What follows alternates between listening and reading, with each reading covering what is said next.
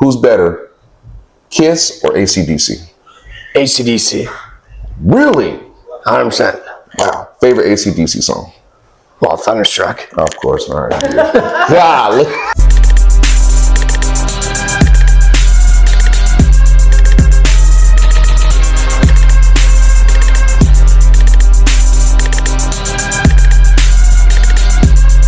What's going on, everybody? This is Coach Phil, and welcome to another episode of Deep in the Game. I'm here with Jay Leno's lookalike, Coach Scott MacAulay. Coach, good to see you again. How you doing, man? Really good, man. I'm excited to have you guys here, and I guess it's the chin and the gray hair. Well, it's the swoop in the hair, man. It was about 4 weeks ago last time I see you, man. Now you just looking smooth, man. Gotta clean up, you know. What you been up to, Coach?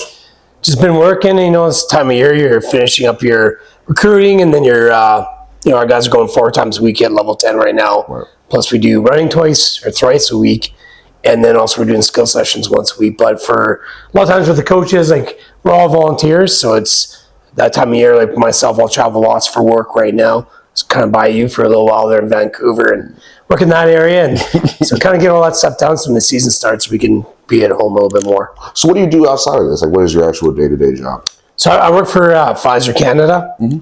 And my job is to do quality improvement projects, basically trying to optimize patient flow, work healthcare, workflow, things like that. So give a good little balance of life and everything like that. I mean, how do you balance that and also coaching at the same time? Is it like a good schedule? Do they know you coach, or is it just something you kind of got to let them know, hey, I coach. This is a big thing for me.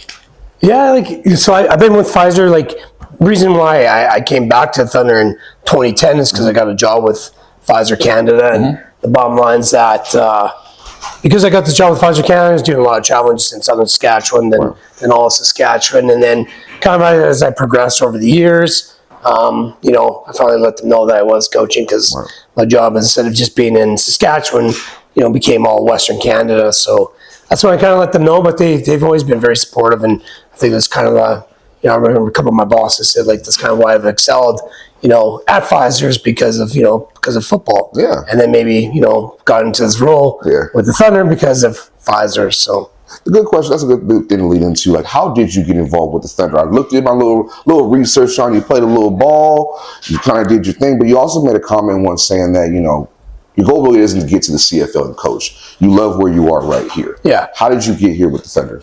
So I played for the Regina Rams back in 96, 97, 98. And then when they went to U Sports, maybe I wasn't the tallest guy or the fastest guy or the strongest guy. Right. I was smart, though. Okay. But, I get it. You got some swagger about you. Yeah. But, what ended up happening is that they went to university. I did not. And the bottom line is Regina Thunder started in 2000.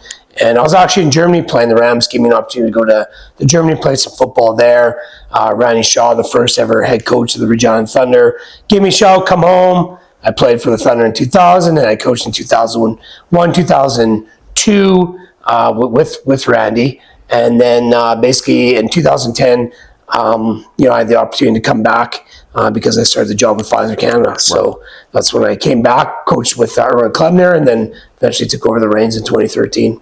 Wow, that's a journey right there for you, I'd say. And it's funny, I didn't even know the Regina Rams originally were the Prairie Thunder. That's a different type of name. But Regina Thunder fits it just perfectly. And it seems like you are the right guy to lead the ship. Since 2013 on, you've been running the ship, man. You've had a lot of success. What's changed from when you started in 2013 to now, as far as the game, the players, everything? So I would say, like, one thing as an organization, we definitely have like a lot more people around us right now that are contributing to both the on and off field success. Like we've been lucky to have a team manager that's retired, and she's over here working right now. That puts in a lot of hours. And then also we have a club president that's fully bought in, as well as his wife Michelle Al-Khatib. So it's really been good to have like a lot of support by a lot of people to make this happen. In regards to like players and stuff, like I automatically think that if you think about all the players that we coached in 2010, they're now coaching in the RMF or high school, right? And so you like to think that you gave them a good experience, and now they're growing as coaches and giving those players good experience. And then when we're getting them out of high school, like a lot of times their football IQ is a lot higher, and also their strength and conditioning and stuff is a lot way better than one back when I played. But you know, you kind of were left on your own. Now, like our guys are working at like level 10 4 times a week. They all had all these different camps. That'd be the SAS Selects or U16 where you guys were yesterday, right? Yeah. So it's just a lot more football, and there's better football skill sets.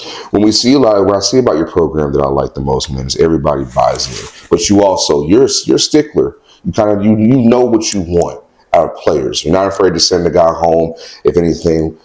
What is the true culture of the Thunder? Honestly, basically, like a lot of times us as coaches, like, we'll kind of provide the direction, but it's the players that are leading this team. And there's a book called Legacy. And it's all about the All Blacks rugby team.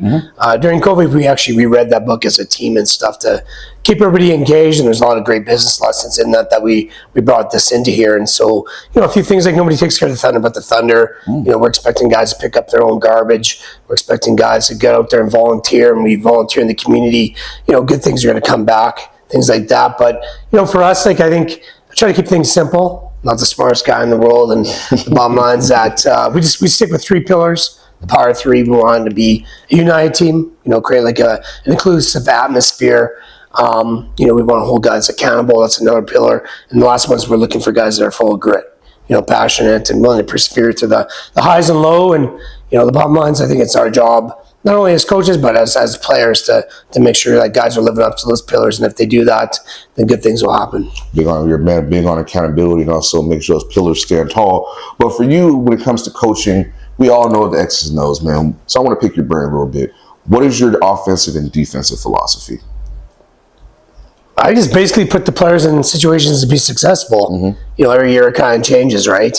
I've been more of heavily involved in special teams, heavily involved with the defense over the last couple of years, and this is my first year coming over to the offense. But I go back to we used to be a big time passing team, and now we're running the rock, right? Oh yeah, y'all running the hell out of it. So I don't know, it's just like a philosophy. It's more like what are our players and what are they good at, and then putting them in a good situation to be successful, and then also making sure we're playing complementary football. It all has to kind of work together and be succinct and stuff as well. And if one side of the ball's struggling a little bit, then we gotta buy them time. Get them some opportunities to kind of get off the field, make some corrections, and get back out there when they're fully rested. I like that.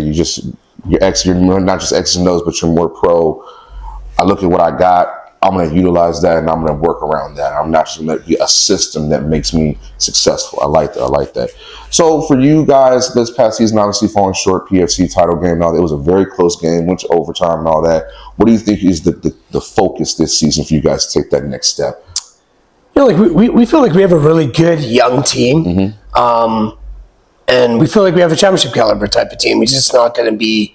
it's not going to happen day one. Like, the whole focus this year, and I mean, it's cliche. Everyone says you got to get 1% better each day, or just focus on this next upcoming game, never past it. But for us, we're pretty young, but we feel like we have a lot of really great, solid young players. And the bottom line is that we feel that by week 6, we should be firing on all cylinders. So right now, we just need to make sure we concentrate on being present and getting better each day. And then by week 6, we think that we're going to have a chance to do some good things and make some plays out there. Now, as we all know, your toughest matchup probably within the PFC is the Saskatchewan Hilltops. How do you feel if you could describe each team in one word, how would you describe the Hilltops? One word. Tough. Okay. Calgary Colts. Athletic. Okay. Winnipeg Rifles. Gritty. See, that's the thing with a lot of Winnipeg teams, whether it's the Bombers, the Manitoba Fearless, it's gritty.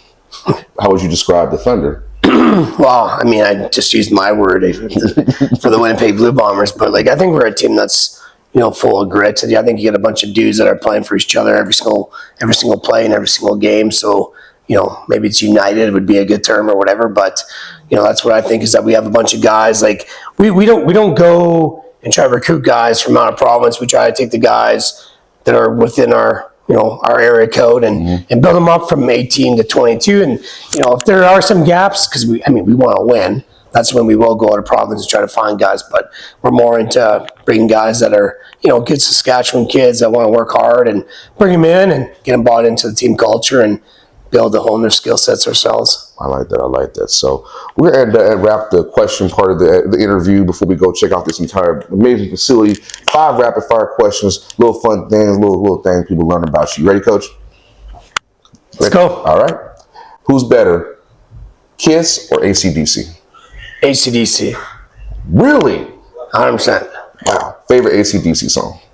Well, Thunderstruck. Of course. All right. Golly. I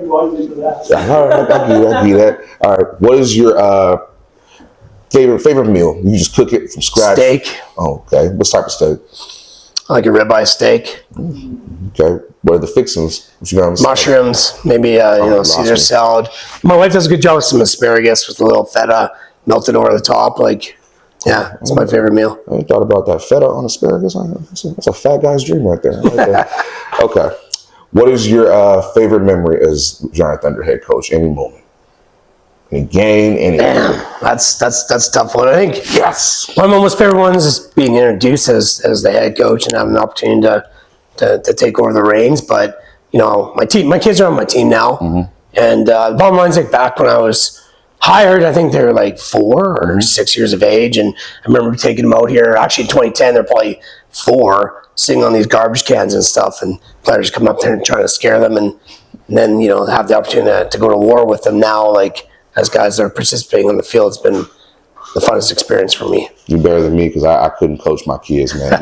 My daughter played football, and I was like, "Nah, baby, you got it." Or they get an earful. I'm gonna give it to you at home and also on the field. That's just tough. Question number 4 for you. Who are some coaches that you look at and I like what he does, whether it's past or present? Well, I look at Randy Shaw, first ever coach that was here. He coached me in high school too. He was very methodical, defensive-minded guy, but he was also very caring about the players. Right. So, it's some of the things I try to steal from there. And then there's Erwin Klemner, who's the next head coach. Well, not the next one, but the third one. So he coached me in high school as well. And to me, he was just a guy that was full of energy all the time, very passionate about the game, very passionate about the team that he was with and the players that he was with. So those are 2 of the guys that I always looked up to quite a bit. And last question for you. If the opportunity came, just go down south or even go to youth sports, would you take the opportunity? No. I like that. This is where I belong. This is where I want to be. And then when I'm done here, I'll probably be done. But, you never know down the road. But right now, I got a great job. I got a great setup until I retire or whatever. I wouldn't consider doing anything. You're not a day over 40, Coach. Come on, you got plenty of time. You got that Lane Kiffin age of yourself. You know what I'm saying? There you go. I like to think the same thing. There's a lot of young females out there that would actually pay people to dye their hair gray. I'm a trendsetter. You are a trendsetter. I'll give you that. So, you ready to take us around and show us the facility? 100%. Let's go.